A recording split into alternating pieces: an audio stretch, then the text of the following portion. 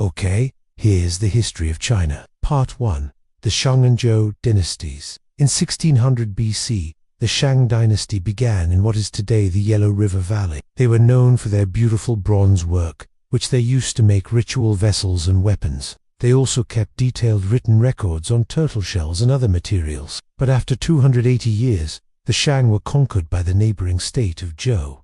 This happened around 1046 BCE, and the Zhou would go on to establish the longest-lasting dynasty in Chinese history. Their rule lasted for 800 years. It was during the Zhou dynasty that the concept of the mandate of heaven was developed. This is the idea that rulers receive their authority from heaven, and that they must rule with benevolence. If they don't, then they lose the mandate of heaven, and they can be overthrown. This philosophy would play a major role in the next 2,000 years of Chinese history. Part 2. The Spring and Autumn and Warring States periods. After the Zhou king gave up his throne in 770 BC, the once powerful state fragmented into many smaller ones. The Spring and Autumn annals tell the story of this period, which lasted until 446 BC. During this time, the various states competed against each other through military force and through cultural means.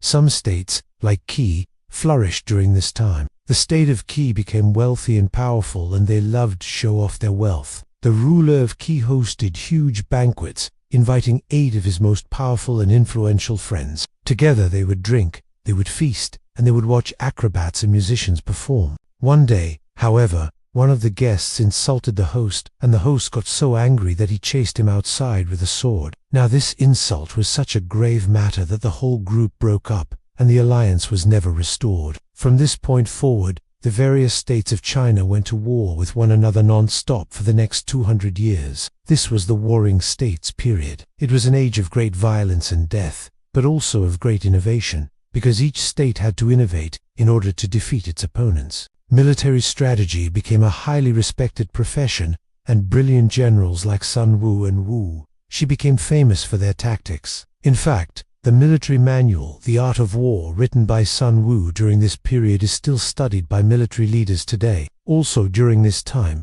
Confucianism was founded by Confuci, or Confucius. He taught that society should be organized around 5 relationships: ruler and subject, father and son, husband and wife, older brother and younger brother, and friend to friend. These relationships were meant to create harmony in society, and he taught that people should strive to be the best version of themselves based on their role in society. Unfortunately, Confucius died in 479 BC, and his teachings were largely ignored for several centuries.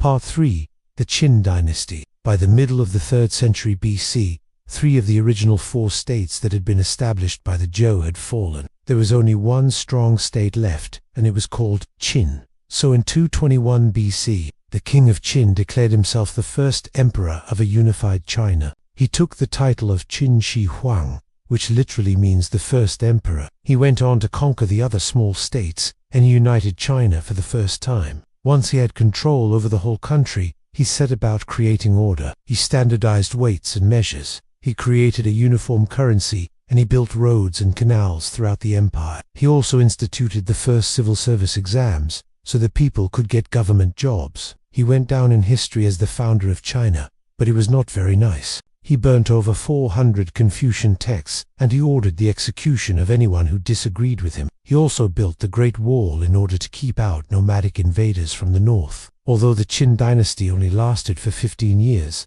it was an important stepping stone for China. For the first time, there was one centralized government that controlled all of the different states. Part 4. The Han Dynasty. When the Qin Shi Huang died in 210 BC, his empire fell into chaos. A series of rebellions broke out, and eventually a general named Liu Bang was able to overthrow the last Qin emperor. He founded the Han Dynasty in 206 BC. The Han would go on to rule for 400 years. This was the second longest lasting dynasty in Chinese history. Unlike the Qin, the Han were much more friendly to Confucians. In fact, they appointed many Confucians to positions of power in the government. This led to a golden age in Chinese history. The economy thrived due to the introduction of paper money. The Silk Road was opened up, which increased trade between China and the West, and the invention of the wheelbarrow and the water-powered saw made it easier to move heavy objects and build large structures. The Han Dynasty also greatly expanded China's territory. To the west, Zhong Qian was sent on a mission to bring back the Xiongnu people, who had been raiding the northern borders of China. But when he got there, he realized that the Xiongnu were too powerful to defeat. Instead, he returned home with new knowledge about Central Asia and India. His reports inspired future explorers and merchants to travel along the Silk Road.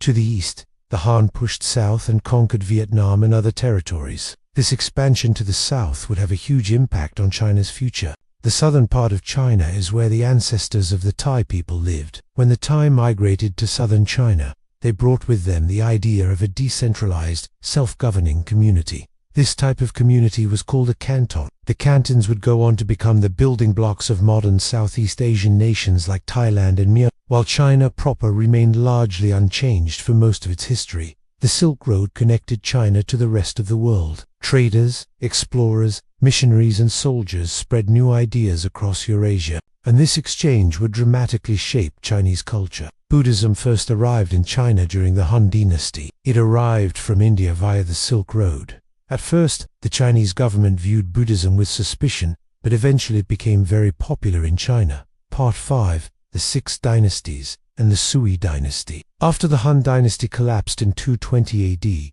China entered a period of division. This period lasted for about 250 years and is known as the Three Kingdoms period. The Three Kingdoms were the Wei, the Shu and the Wu. The Qing Dynasty reunited China in 266, but soon after, the empire collapsed again. This time it split into the Eastern Qing Dynasty and the 16 Kingdoms. The Eastern Qin was located in the south, and the 16 Kingdoms were located in the north. The 16 Kingdoms were ruled by nomadic people from the steppes of Central Asia. They were known for their skill in horsemanship and their ability to ride and shoot at the same time. The most famous of the 16 Kingdoms was the Kingdom of Later Zhao. It was founded by a former official from the Qin court named Shi. Under his rule, the kingdom grew to include most of modern northern China. After he died in 333, the kingdom fragmented into smaller states. By the end of the 4th century, 2 of these states stood out above the others. They were the former Qi and the former Yan. The former Qi was centered around the Yellow River, while the former Yan was further north, near the Korean peninsula. In 386, the former Yan invaded the former Qi and defeated them. This victory allowed them to unite most of northern China. However, soon after, the rule of the Xianbai nomads came to an end and China was once again divided. Part 6. The Tang and Song Dynasties. In 581, the Sui dynasty reunited China for the first time in 280 years. They accomplished this by conquering the northern and southern dynasties. Unfortunately, the Sui would only last for 38 years. They were followed by the Tang dynasty in 618. The Tang would go on to rule for 285 years. It was during the Tang dynasty that China reached its peak as a world power. The Tang army was massive. At its largest, it consisted of over 1 million soldiers. The Tangs also built an impressive navy. They were the first to invent the multi-masted sailing ship. This allowed them to patrol the seas and protect Chinese interests. The Tangs were also very welcoming to foreigners. They established embassies in many countries, and they even had a diplomatic mission in Constantinople. During the Tangs, China became an economic powerhouse. Cities like Chang'an and Luoyang were among the largest cities in the world. Many foreign merchants traveled along the Silk Road to do business in China. The most famous of these merchants were the Arabs. Arab merchants brought with them new ideas and products from the Middle East. They introduced the Chinese to algebra, to cotton and to new agricultural techniques. The wealth of the Tang dynasty did not reach everyone, though, in the countryside, life was still very difficult for the peasants. Heavy taxes and a lack of land for farming caused widespread poverty. Eventually, the burden became too much, and the peasants revolted. The Tang dynasty was overthrown in 907 by a military general named Li. He established the later Liang dynasty. The later Liang only lasted for 18 years, but it was followed by 4 more short-lived dynasties: the later Tang, the later Jin, the later Han, and the later Zhou. All 5 of these dynasties are referred to as the 5 dynasties. Part 7. The Song Dynasty. In 960, the Song Dynasty was founded by Tizu. His descendants would go on to rule China for the next 320 years. The Song continued the economic and technological advancements that had begun during the Tangs. They improved navigation techniques and invented gunpowder. They also invented movable type. Printing was done with woodblock printing. During the Song, they started using movable type. This made it much faster and easier to print books. This, in turn, helped to spread education and literacy. The Song also excelled in art and poetry. The most famous Song poets were Su Dompo and Shin Kiji. Their poems often dealt with themes of nature and the beauty of the everyday world. The Song dynasty, like the Tamils, was weakened by internal strife. As the central government grew weaker, local military leaders grew stronger. Eventually, the Song were completely defeated by one of these military leaders. His name was Genghis Khan. He founded the Yuan dynasty in 1279. The Yuan were a nomadic people from the Mongolian steppe. Under the rule of Kublai Khan, the Yuan dynasty would go on to conquer much of Asia. They controlled the Korean peninsula, most of Central Asia, and parts of Southeast Asia. Part 8. The Ming and Qing Dynasties. The Yuan dynasty was overthrown in 1368 by the Ming dynasty.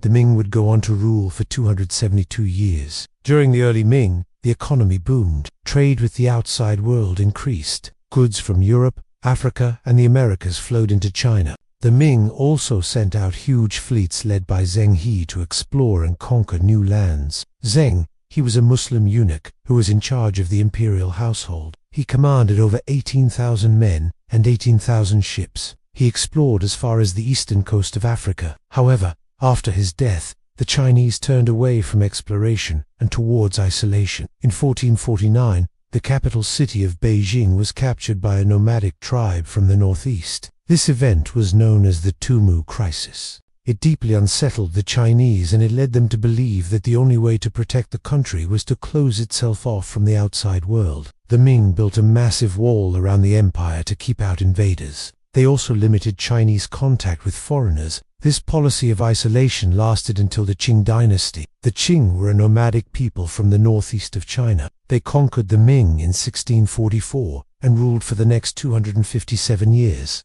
The Qing grew the size of China. They conquered Taiwan, Mongolia, Tibet, and Xinjiang. They also defeated the Russians to the north and the British to the south. The Qing began to weaken in the 18th century. The huge size of the empire made it difficult to govern. In addition, the Qing were very repressive of the Chinese people. They refused to accept Chinese customs and traditions. They also put severe restrictions on Chinese trade. All of these factors led to a series of rebellions. The biggest of these rebellions was the Taiping Rebellion. It was led by Hong Xiuquan, who believed that he was the younger brother of Jesus Christ. He called his followers the God-worshipping society. With the help of Western advisors, the Qing government was able to defeat the rebellion. However, the Qing dynasty was effectively finished. In 1911, the last Qing emperor was forced to abdicate the throne. This ended 2,000 years of imperial rule in China. This has been the history of China in 10 minutes. If you want to see more videos like this, hit the like button. Thanks for watching, and I will see you in the next video.